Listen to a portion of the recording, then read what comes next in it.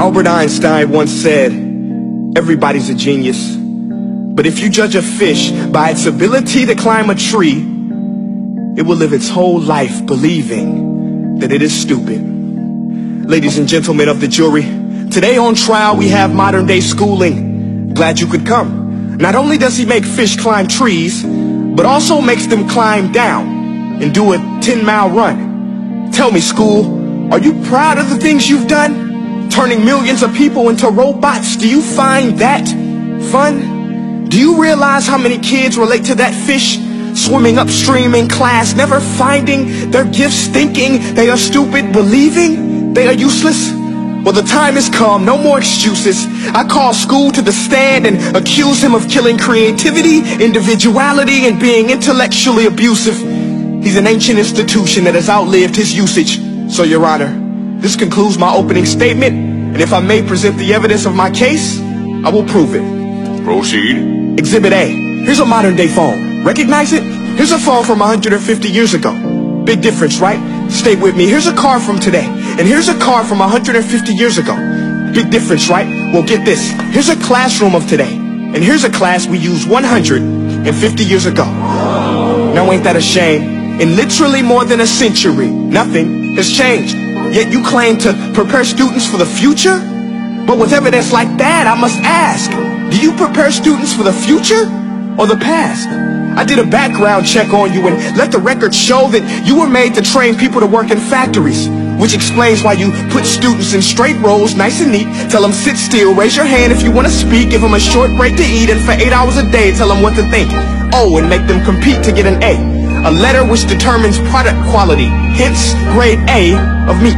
I get it. Back then, times were different. We all have a past. I myself am no Gandhi. But today, we don't need to make robots zombies. The world has progressed. And now we need people who think creatively, innovatively, critically, independently, with the ability to connect. See, every scientist will tell you that no two brains are the same. And every parent with 2 or more children will confirm that claim. So please explain why you treat students like cookie cutter frames or snapback hats, giving them this one-size-fits-all crap. Watch your language. Sorry, Your Honor, but if a doctor prescribed the exact same medicine to all of his patients, the results will be tragic. So many people will get sick, yet when it comes to school, this is exactly what happens. This educational malpractice, where one teacher stands in front of 20 kids, each one having different strengths, different needs, different gifts, different dreams, and you teach the same thing the same way? That's horrific. Ladies and gentlemen, the defendant should not be acquitted. This may be one of the worst criminal offenses ever to be committed.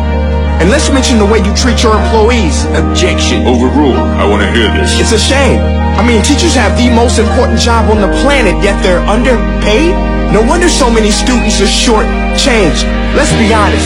Teachers should earn just as much as doctors, because a doctor can do heart surgery and save the life of a kid. But a great teacher can reach the heart of that kid and allow him to truly live. See, teachers are heroes that often get blamed, but they're not the problem. They work in a system without many options or rights. Curriculums are created by policymakers, most of which have never taught a day in their life. Just obsessed with standardized tests. They think bubbling in a multiple choice question will determine success. That's outlandish. In fact, these tests are too cruel to be used and should be abandoned, but don't take my word for it. Take Frederick J. Kelly, the man who invented standardized testing, who said, and I quote, "These tests are too cruel to be used and should be abandoned." Ladies and gentlemen of the jury, if we continue down this road, the results will be lethal. I don't have much faith in school, but I do have faith in people. And if we can customize healthcare, cars, and Facebook pages, then it is our duty to do the same for education, to upgrade it, change it, do away with school spirit, because that's useless. Unless we're working to bring the spirit out of each and every student, that should be our task. No more Common Core. Instead, let's reach the core of every heart in every class. Sure, math is important, but no more than art or dance. Let's give every gift an equal chance. I know this sounds like a dream, but countries like Finland are doing impressive things. They have shorter school days, teachers make a decent wage, homework is non-existent, and they focus on collaboration instead of competition. But here's the kicker, boys and girls. Their educational system outperforms every other country in the world.